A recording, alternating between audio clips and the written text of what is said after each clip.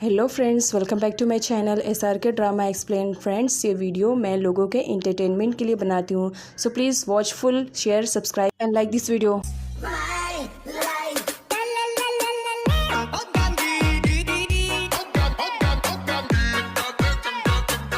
Friends, अगर आप इस ड्रामे के प्रीवियस पार्ट को देखना चाहते हैं, डिस्क्रिप्शन में लिंक है, आप वहाँ से जा करके देख सकते हैं।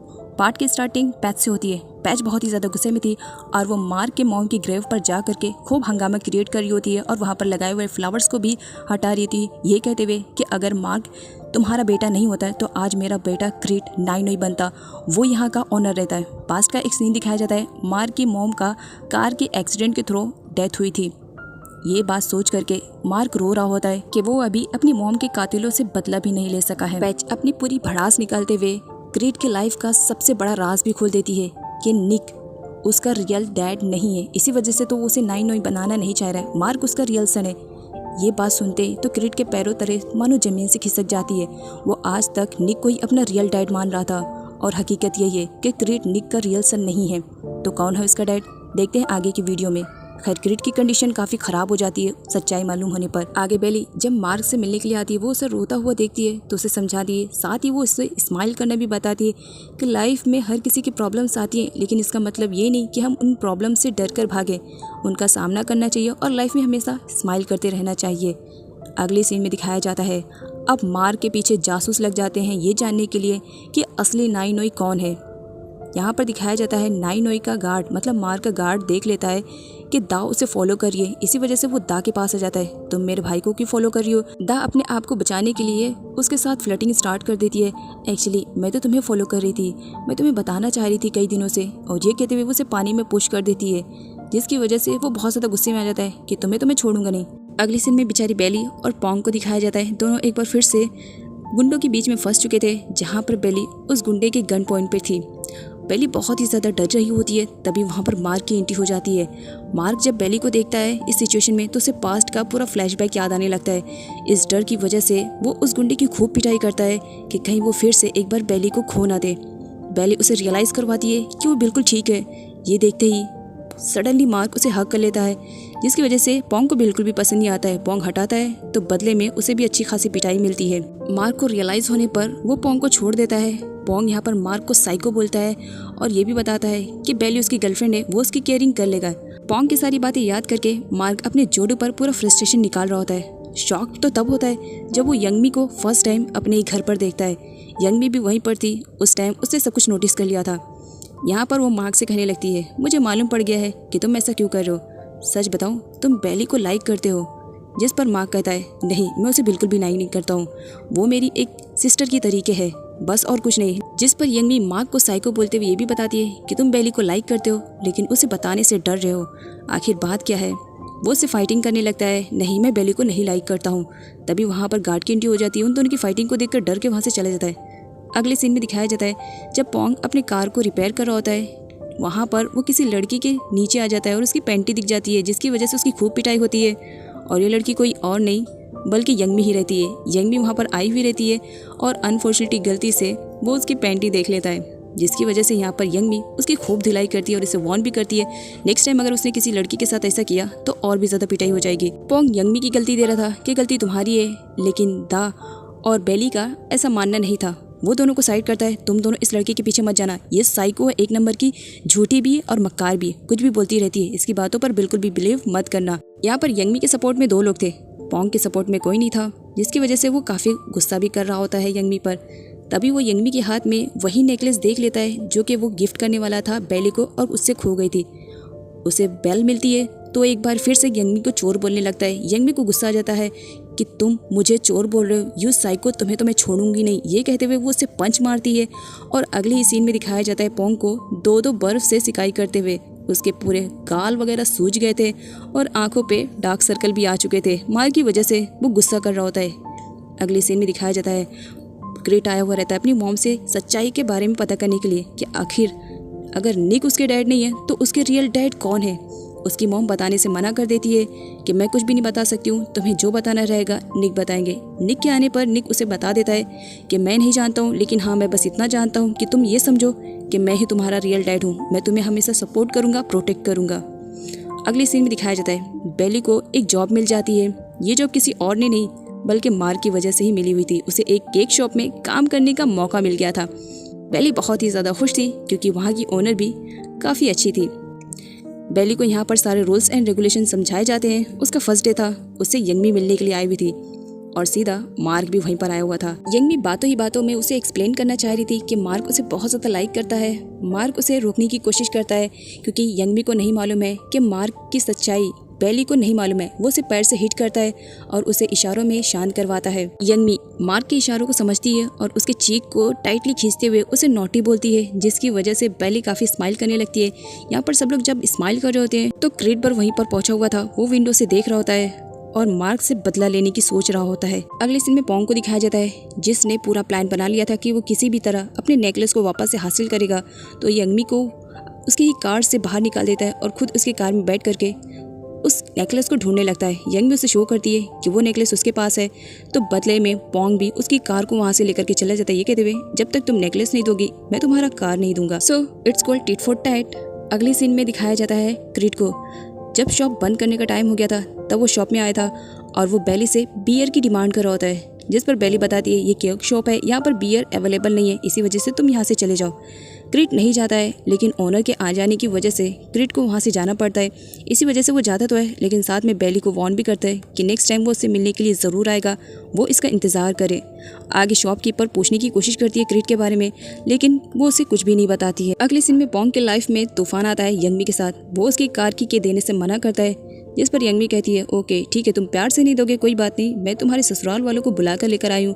और वहाँ पर पुलिस को भी वो लेकर आई हुई थी।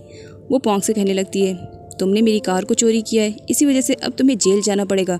जिसकी वजह से पोंग तो बहुत ज़्यादा डर जाता है। वो पुलिस के सामने एक्सप्लेन करने लगता है मैंने चोरी नहीं की, चोरी तो इसने की, इसने मेरा नेकलेस चुराया, उसके बदले में मैंने उसकी कार को लिया। पुलिस पोंग को ले जा रही होती है लेकिन दा के रिक्वेस्ट करने पर यंगमी मान जाती है और केस वापस ले लेती है। अगले सीन में बेली और मार्क को एक साथ शॉपिंग करते हुए दिखाया जाता है। दोनों काफ़ी अच्छे से इंजॉयमेंट भी करते हैं शॉपिंग के साथ और प्लस इनका रोमांटिक सीन भी दिखाया जाता है। अगले सीन में क्रीड को दिखाया जाता है जो ज़बरदस्ती बेली को पुकुत ले जा रहा होता है, वो भी बेली की मर्जी के बिना ही। आगे वो उसे कहता है अगर वो नाइनोई से मिलना चाहती है तो उसे पुकेट जाना पड़ेगा। इसके बारे में जब शॉप की ओनर को बेली बताती है तो वहाँ पर यंगमी और पोंग भी आए हुए थे। दोनों को जब मालूम पड़ता है कि क्रीड ज़बरदस्ती बेली को पुकेट लेके जा रहा है तो फ़ौरन वो लोग वहाँ से निकलते हैं और एयरपोर्ट के लिए निकल पड़ते हैं। लेकिन इस बीच रास्ते भर में इन दोनों की फाइटिंग वाली नोक झोंक चलती रहती है। इवन यहाँ तक की बात हो जाती है कि यंगमी पोंग की बेस्ट वाली बाइक को खटारा बोल देती है। पोंग गुस्से में स्पीड फास्ट करता है लेकिन यंगमी को वो स्पीड फास्ट बिल्कुल भी लग नहीं रही थी। क्रीड जबरदस्ती बेली को पुकेट लेकर के पहुंच चुका था। वो एक इवेंट में गया हुआ था क्योंकि आज उस इवेंट में ये डिसाइड होने वाला था कि मार्क किस किस प्रोजेक्ट पर साइन करने वाला है। मार्क इंटरव्यू देने वाला था। इस बारे में बेली बहुत ही ज़्यादा एक्साइटेड थी कि वो नाइनोई से आज मिलने वाली है, वो देखने वाली है। लेकिन जब मार्क की वहाँ पर एंट्री होती है, वो जब स्टेज पर आता है तो देखता है कि वहाँ पर ना ही बेली है और ना ही क्रीड है, क्योंकि इसके बारे में इसे पता चल गया था। आगे दिखाया जाता है बेली वहाँ से निकल चुकी थी। क्रीड उससे जाने के लिए कहता है चलो मैं आज तुम्हें दिखाने वाला हूँ कि रियल नाइनोई कौन है। जिस पर बेली कहने लगती है मैं तुम पर ट्रस्ट नहीं कर सकती हूँ, तुम धोखेबाज हो, तुम किसी को भी मेरे सामने नाइनोई बना करके खड़ा कर दोगे, मैं बिल्कुल भी उल्लू बनना नहीं चाहती हूँ। क्रीड का प्लान फ्लॉप हो रहा था। वो बहुत ही ज़्यादा गुस्से में आ जाता है और इसका बदला वो बेली से लेता है। वो बेली को पानी में धक्का दे देता है और कहता है तुम मेरी बातों का जब तक यकीन नहीं करोगी तब तक तुम्हें पनिशमेंट मिलती रहेगी। और ये कहकर वो उसे एक सुनसान आइलैंड पे लेकर जाता है जहाँ पर कोई नहीं रहता है। बेली उससे कहती है आखिर तुम ये सब करके जताना क्या चाहते हो। जिस पर क्रीड उससे कहता है बस मैं तुम्हें दिखाना चाहता हूँ कि रियल नाइनोई कौन है, वो तुम्हें बचाने के लिए यहाँ पर ज़रूर आएगा, बस तुम उसका इंतज़ार करो। बेली इंतज़ार कर रही होती है। आगे जब मार्क को इस बारे में पता चलता है तो फ़ौरन बेली को बचाने के लिए निकल पड़ता है, जहाँ सबसे पहले तो अच्छी खासी पिटाई करता है क्रीड की कि तुम्हारी हिम्मत भी कैसी हुई बेली को हर्ट करने के लिए, पहले वार्न किया था, बेली को एक खरोच नहीं आनी चाहिए। वो बेली के बारे में पूछने लगता है बेली कहाँ पर है। क्रीड उसे बताता है अभी मरी नहीं है, जिंदा है। आगे दिखाया जाता है बेली बहुत ज़्यादा डरी सहमी हुई रहती है और भागने के चक्कर में वो खाई में गिरने लगती है। लेकिन सही टाइम पर वहाँ पर मार्क आ जाता है और मार्क उसे सेव कर देता है, बट बेली बेहोश हो चुकी थी। अगले सीन में दिखाया जाता है क्रीड उस आइलैंड से जाने से पहले वहाँ पर जो बोट थी उसे डिस्ट्रॉय कर चुका था और अकेले वापस आ जाता है। जब यहाँ पर पोंग उसे अकेले देखता है तो वो उसे बहुत ज़्यादा मारता है, क्योंकि इसके बारे में उसे भी सब कुछ पता चल गया था कि ये ज़बरदस्ती बेली को एक आइलैंड पर लेकर गया है। यहाँ पर दिखाया जाता है यंगमी उससे कहने लगती है कि आखिर उसने बेली के साथ ये सब क्यों किया। जिस पर क्रीड उसे कहता है वो अपने फ्यूचर हस्बैंड के साथ है, तुम्हें नहीं लगता है कि तुम्हें भी अपनी लाइफ में आगे बढ़ना चाहिए? आखिर मुझ में क्या बुराई है जो तुम मेरे प्यार को एक्सेप्ट नहीं कर रही हो? वो गुस्से में था, वहाँ से चले जाता है। अगले सीन में दिखाया जाता है जब बेली को होश आता है तो वो देखती है कि वो दोनों एक खाई में। खैर जैसा तैसा करके मार्क उसे बचाता है और अगले सीन में बेली को हॉस्पिटल में दिखाया जाता है जहाँ पर उसकी कंडीशन काफ़ी ख़राब हो चुकी थी और पोंग उसकी केयरिंग कर रहा होता है। आगे पोंग इसके बारे में अंकल और आंट को भी इन्फॉर्म करता है कि इस वक्त वो लोग पुकेट में हैं और दा की कंडीशन काफ़ी ख़राब है। अंकल आंट बहुत ज़्यादा परेशान हो जाते हैं दा के लिए। वो पोंग से कहते हैं कि वो दा की अच्छे से केयरिंग करे और उसे 1 मिनट के लिए भी अकेला ना छोड़े। मार्क की काफ़ी फिक्र हो रही थी बेली को, इसी वजह से वो मार्क से मिलने के लिए उसके रूम में आई हुई थी। वो उसकी केयरिंग कर रही होती है जिसे देख करके पोंग को बहुत ही ज़्यादा बुरा लगता है कि आखिर बेली उसकी इतनी ज़्यादा केयरिंग क्यों कर रही है। वो बेली को वहाँ से लेके जाना चाह रहा था लेकिन यंग भी उसे रोक देती है। अगले सीन में दिखाया जाता है कि मार्क हॉस्पिटल से डिस्चार्ज हो जाता है और वो अपने बारे में सब कुछ सच्चाई यंगमी को बता देता है कि आखिर वो बेली को सेव क्यों करना चाहता है। वो बेली को लाइक ज़रूर करता है लेकिन वो उसके लाइफ में और ज़्यादा प्रॉब्लम क्रिएट नहीं करना चाहता है, इसी वजह से वो उससे नफरत करने का सोच रहा है। नेक्स्ट सीन में टन की डॉटर को दिखाया जाता है। वो अभी अभी एब्रोड से आई हुई थी। वो निक को आता हुआ देखती है तो उसे अपनी तरफ अट्रैक्ट करने की कोशिश करती है। वो अपनी खूबसूरती का यूज़ कर रही होती है ताकि निक उसकी तरफ अट्रैक्ट हो सके और होता भी वैसा ही है। निक उसकी तरफ अट्रैक्ट हो जाता है और यहाँ पर दिखाया जाता है ये इस वजह से ऐसा कर रही थी क्योंकि इसका भी कोई मिशन है और किसी चीज़ का बदला लेने के लिए वो निक से आई थी। नेक्स्ट सीन में क्रीड को एक बार फिर से बेली के शॉप में दिखाया जाता है। इस वक्त क्रीड बहुत ही ज़्यादा अपसेट था क्योंकि जस्ट वो अभी अपनी मॉम से फाइटिंग करके आया था। वो अपनी डैड के बारे में सब कुछ जानना चाह रहा था। यहाँ पर शॉप की ओनर उसे ऑर्डर लेती है लेकिन क्रीड खामोश था, वो कुछ भी नहीं बोल रहा था।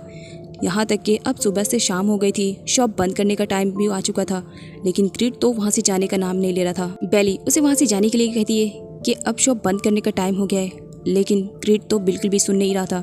ना चाहते हुए भी दा को उसके पास वापस आना पड़ता है। वो उसके पास आती है और उसे बोलती है मैं तुमसे नफरत नहीं करती हूँ और ना ही मैं तुमसे नाराज़ हूँ, बताओ क्या बात है, क्या किसी के साथ फाइटिंग हुई है?